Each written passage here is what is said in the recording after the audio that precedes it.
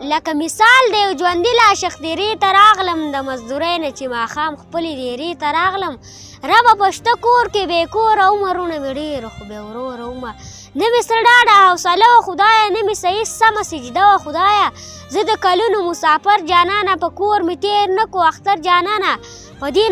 ناشنا سوچونو کې هم د جهنم په سرو ورونو کې هم چې مې د کور نه ټلیفون راغی زړه ته مې لږ شانت سکون راغی وړوکې رور مې په ژړا دغه قصه کوله وایي په زنکدن کې درنه مور دغه ګیله کوله وړوکې رور مې په ژړا دغه قصه کوله وایي په زنکدن کې درنه مور دغه ګیله کوله زما تپوس له خو زما ښکلې لالې رانغې زه خو بیماره وم چې ولې مې بچې رانغې نن مې خوږه مور بېدیننه روره ستا نه لاړه روره خبر شه بوډۍ مور د دنیا نه لاړه د دې قصې د اورېدو څخه غریب نیولی شومه زه ټوله ورځ په ژړاګانو باندې ستړی شومه بس ما دا یاد نه خدای نوره شاعري واخله خدای زما نه نوره ټوله زندګي واخله